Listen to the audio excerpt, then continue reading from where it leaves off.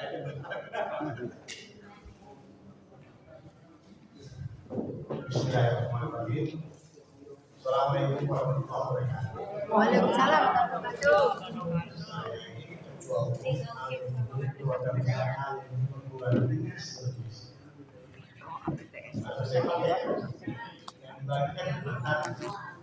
Karena saya menghargai dan sangat senang dengan generasi muda yang kemudian ambil sekarang untuk perang melawan korupsi.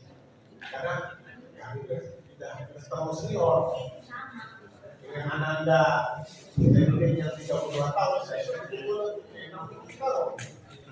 Ya kan? Maka saya kenal ini dalam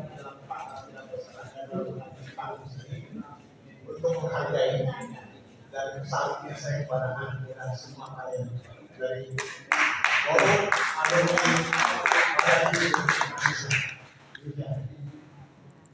kalau kita bicara perang melawan korupsi, sekarang kita tahu korupsi itu ada di mana?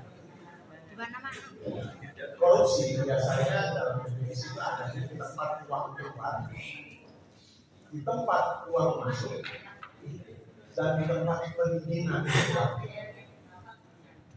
Jadi kalau sekarang kita punya Menteri Purbaya, itu beliau sedang menegakkan kebersihan perdagangan uang dan rangka untuk membersihkan jalur jalan dengan uang masuk ke negara. Itu karena uang masuk ke negara di bea cukai, di pajak dan penerimaan negara dan pajak itu banyak pengeluaran. Nah, jadi kita harus tahu perannya di mana dulu posisinya. Apalagi pos yang lain, yaitu pos uang keluar. Pos uang keluar itu adalah biasanya di departemen teknis, BUMN atau kementerian lain. Seperti misalnya kita mesti beli minyak impor yang harganya Pertalite harus 4.000, tapi kita bayarnya 10.000. Dengan berbagai manipulasinya sehingga kita ini rakyat miskinkan. Itu contohnya di mana uang kita keluar nggak jelas dengan keluarnya sehingga rakyat tetap terima. Nah, yang paling parah sebetulnya adalah di mana perizinan itu.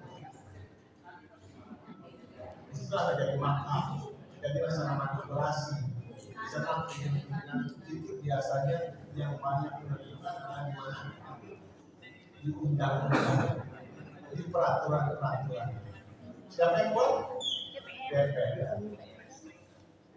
Jadi kalau kita mengambil contoh kasus, misalnya kereta cepat Jakarta Bandung, kasus daripada korupsi yang paling fenomenal sekali, karena harganya 3 kali lipat daripada harga yang sebelumnya.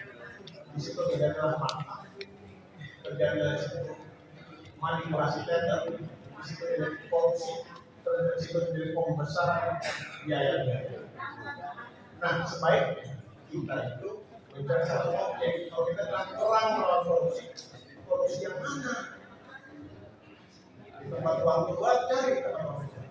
Di tempat uang masuk, cari tempat uang masuk. Dan tempat perizinan, misalnya kami akan membuat itu mendesak supaya DPR tidak ikut turun tangan. Karena KPK nggak jalan, kejaksaan nggak jalan, polisi nggak jalan. Nah, dari sinilah kita harus bersama-sama berdua untuk mencari contoh untuk kita bongkar permasalahan. Dan topik yang saya sebutkan adalah KJ. Itu saya kira. Terima